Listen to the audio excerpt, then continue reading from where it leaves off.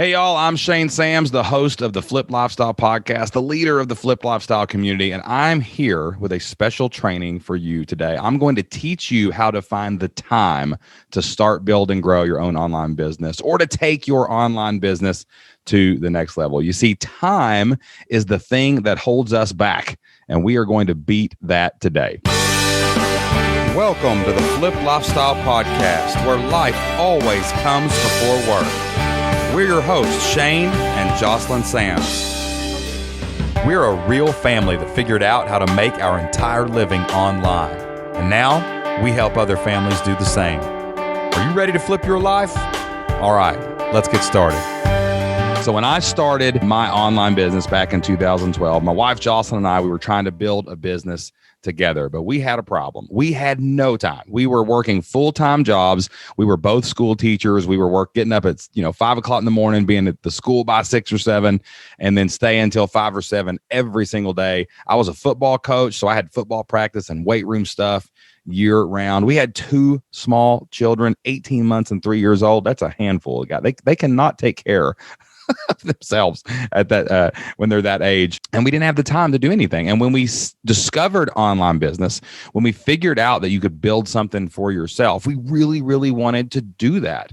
But unfortunately, we were broke too. We'll talk about that in another video. We'll talk about that in another podcast. But we didn't have enough time. We had no time to actually put in the work. We didn't think we had an hour a day to spare to build a website or grow an email list or even record podcasts or do anything that we needed to do on social media to actually start, build, and grow an online business. And then one day, Jocelyn said something to me that I will never, ever forget. This blew my ever-loving mind. She looked over and we were watching TV, and I think President Obama was on the screen or something. And we were watching the news or we were watching a channel. And then like in the next story, they did something about like Beyonce or Oprah or somebody. I can't remember exactly who it was. I'm pretty sure it was President Obama and Beyonce.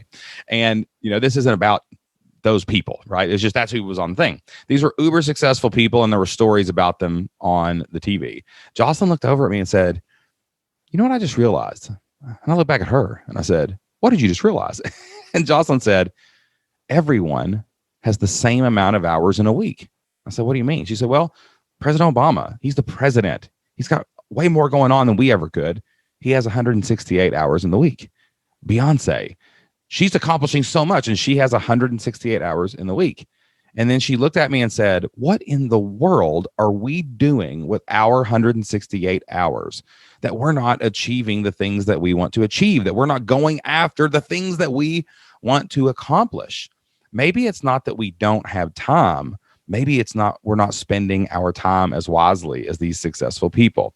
And that absolutely, positively, that concept of 168 hours planted itself in my mind, planted itself in Jocelyn's mind. So we somehow talked my parents into watching the kids like one Friday or Saturday night so we could have a date night. And we told them, "Hey, Mom, I'm going to take Jocelyn out on a romantic date night." Really, we were just looking for a couple hours so that we could plan our week. Because we had no time. Have you ever felt that way? Like you can't even plan your week, let alone live by a schedule and find the time to like do it, So we got my mom and dad to watch the kids. We went down to our favorite Mexican restaurant and we got this giant bag of chips and salsa, and we were sitting there, we were eating our chips and salsa.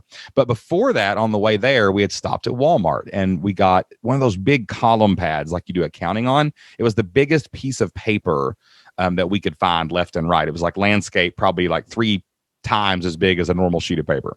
And we got that out right on this Mexican restaurant's table, and we flipped it over to the back where it was blank. And Jocelyn, not me, because if I had drawn it, we wouldn't be able to keep up with anything, but she neatly drew a grid on the back of this piece of paper that had 168 little blocks of time, little squares where we could say, "Hey, what in the world are we doing with our time?" So we started out coloring in. We brought some like markers and colored pencils, and we had rated the kids' stash of things that they draw with, right? And so we're sitting here's 2 grown adults in the middle of a Mexican restaurant on date night, coloring on the back of a columnar pad of paper. Super romantic here, guys, right? And everybody was looking at us funny, like, "What are you doing?" But you got to get looked at funny if you're going to be successful. You know what I'm saying?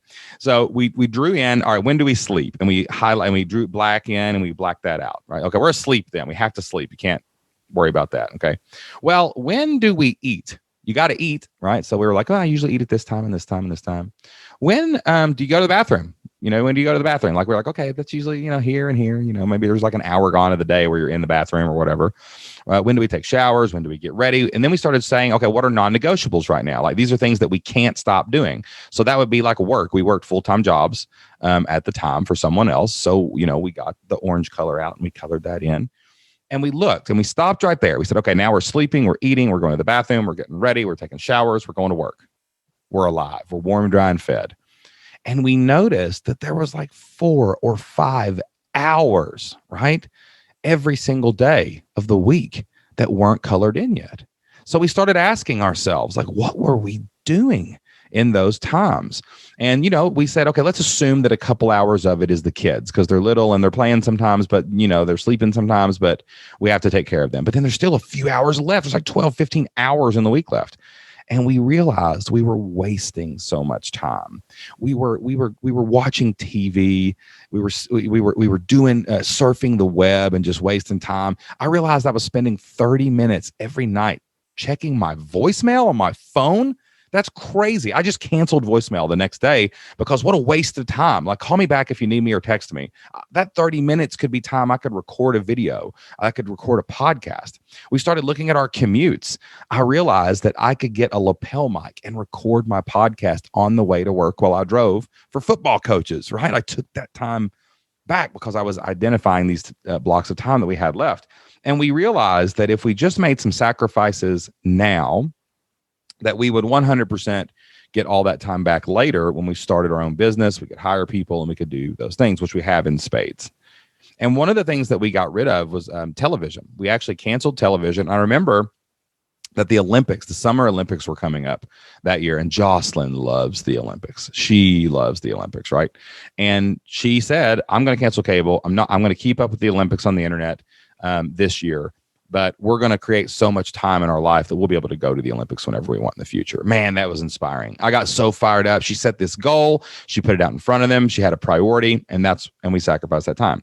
So by looking at this 168-hour grid, we realized everyone has the same amount of time. If you're not reaching your goal, if you're not succeeding, it's because you're putting the wrong things on that 168-hour grid. You're just not prioritizing correctly. So what I want you to do in this training or over at fliplifestyle.com/ I think it's calendar. We'll go with calendar. We're going to put a link up to a 168-hour grid, or you can pull a piece of paper out and you can just draw it yourself. We've got one that you can print that we'll put with this training on our training courses. Or if you're listening to this somewhere else later, go to fliplifestyle.com/calendar and you'll be able to get a copy of this. But I'm going to give you 3 tips to take back your time while you're thinking about your 168 hours on your grid. All right. Tip number 1, you have to have a why. You have to set your priorities. You have to get you don't have priorities. You got priority, right? Like in our life at the time, our priority in our relationship was to each other. If all of our other friendships had to go away for a while, we had each other. Our priority in our parenting was our kids. So we had to have time for the kids. And our priority for our future was to get out there and figure out how we were going to start building, grow an online business so that we could change that future and build the future that we actually wanted. And when we built this thing, and we drew it out, we went in with our why in mind, our priorities in mind. What do we want to accomplish? Like even one of those goals to go to the Olympics someday, right? That's a goal that can go down. That gives you the courage to sacrifice. That gives you the ability to go in and do things. And I hate to tell you this, everything is not a priority. And other people's calendars are not your priority. You have to actually not do everything and not meet everyone else's expectations. You've got to set your own priorities and your own goals and meet your own expectations. So make sure before you do this, you have a goal in mind and you have priorities in mind. Okay. Number 2, work in block time so that you can batch things. You know, when you see a 2-hour block that's open, think to yourself, how does that scale? Like I would always record like 3 or 4 podcasts in any block of time that I had so that I could get ahead. And that way, next week's blocks of time, when they opened up, they were going to be for something else. I could do marketing. I could do other tasks. So try to batch during blocks as much time as you can. If you get a 3-hour babysitter on a Saturday morning, try to batch up, 5 weeks of content. Like do a blog post a week, write them, give yourself a cap. I've only got 3 hours. That means I can spend, about 30 minutes on each blog post, and I'm going to go in and I'm going to make this happen. Okay. All right. The third tip is to set hard boundaries.